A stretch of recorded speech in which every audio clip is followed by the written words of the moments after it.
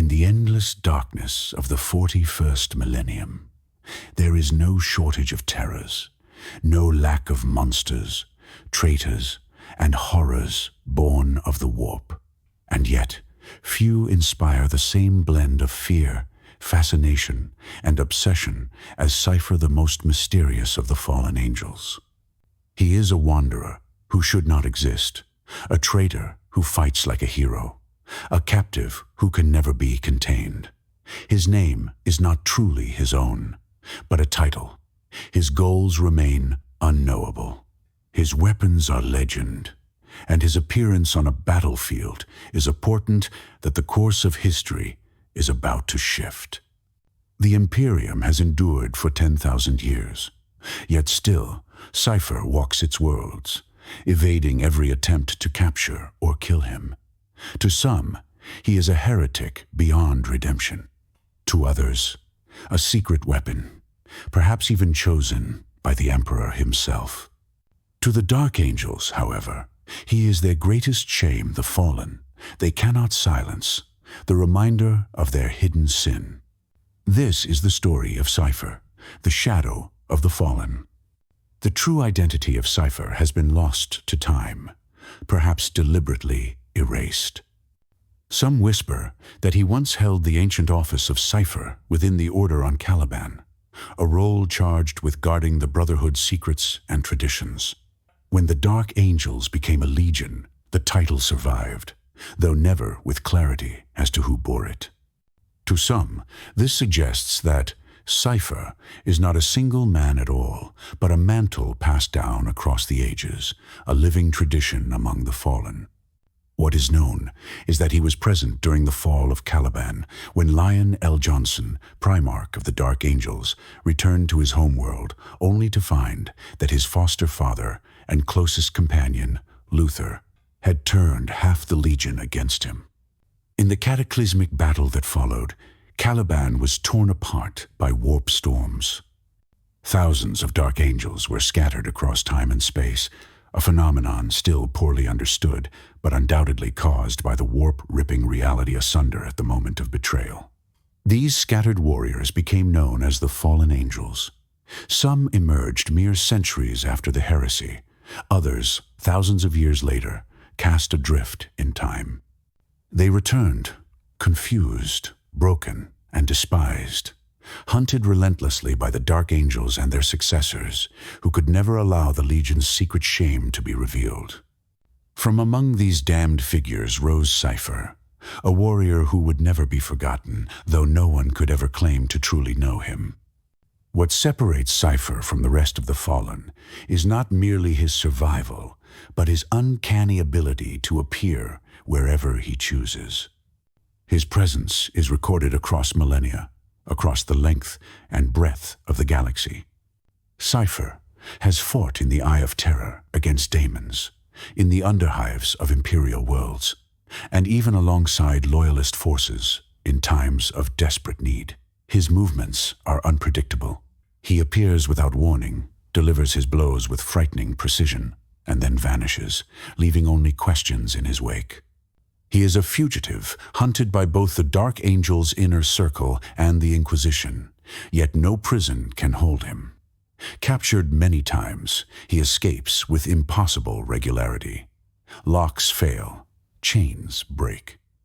Guards fall inexplicably unconscious.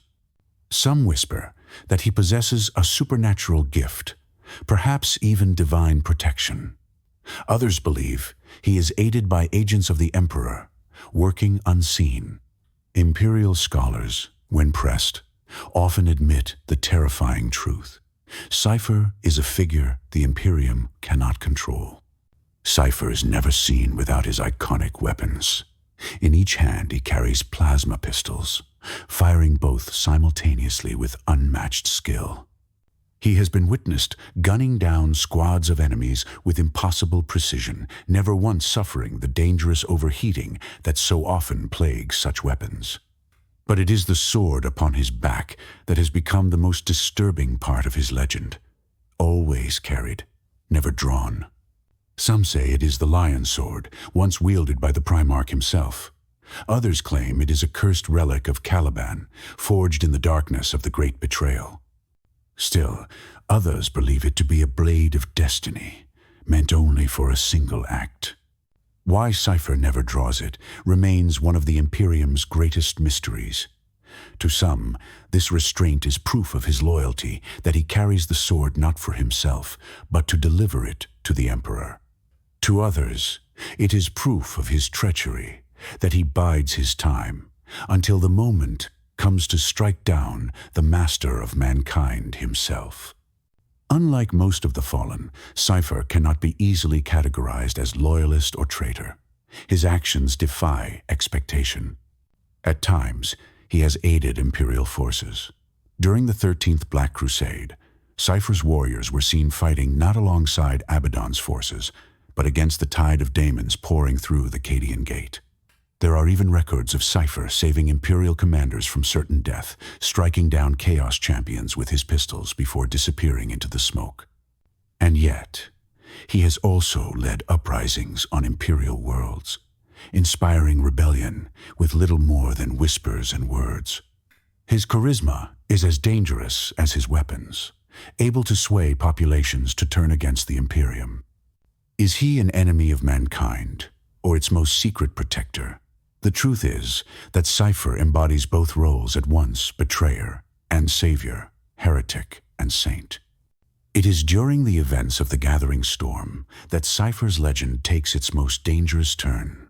In the aftermath of Cadia's fall and the opening of the Great Rift, Cypher was finally taken in chains before Terra itself. Bound by the Adeptus Custodes, he was cast into the dark cells, the most secret and terrible dungeons of the Imperial Palace, where even memories fade and hope is extinguished. For the first time in 10,000 years, the Dark Angel's prey had been delivered to the very heart of the Imperium. And yet, as ever, Cypher did not remain imprisoned. When the galaxy itself was torn apart by the rift, even the palace trembled. Amid that upheaval, Cypher's bonds failed. His cell opened, and he moved freely through the Emperor's domain. It is said he came within reach of the Sanctum Imperialis, closer than any fallen could dream. There, he was confronted by a custodian, one of the Emperor's own wardens. The warrior did not raise his blade. Instead, he spoke only 2 words: "Not yet."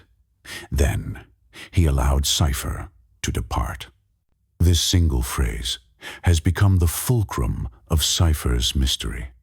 If the custodian acted on his own, then one of the Emperor's chosen guardians believed Cypher has a destined role yet to play. If the words were spoken with the Emperor's will behind them, then Cypher himself is not a fugitive at all, but an instrument of the master of mankind. In either case, the meaning is chilling.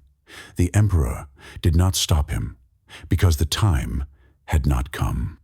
What follows is silence. Cypher vanished once more into the galaxy, leaving the question to fester in the minds of the faithful and the fearful alike. Was the not yet a warning of betrayal deferred, or a promise of salvation to come? To understand Cypher fully, we must return to the fallen angels themselves. When Caliban was destroyed, and Luther was imprisoned in stasis deep within the rock, the Dark Angels swore an oath to hunt down every last one of the fallen, and to never reveal their shame to the Imperium. For 10,000 years, this secret war has raged. The Dark Angels are known for their secrecy, for their obsession with redemption. And of all the fallen, none is more hunted than Cypher. The Inner Circle sees him not only as a traitor, but as a living reminder of their failure. His capture would be the greatest prize the Dark Angels could imagine, yet every time they close in, he slips away. This is why Cypher is more than just a fugitive. He is the embodiment of the Dark Angels' sin, their shadow that cannot be exorcised. Legends swirl around Cypher, carried from world to world by survivors of his battles.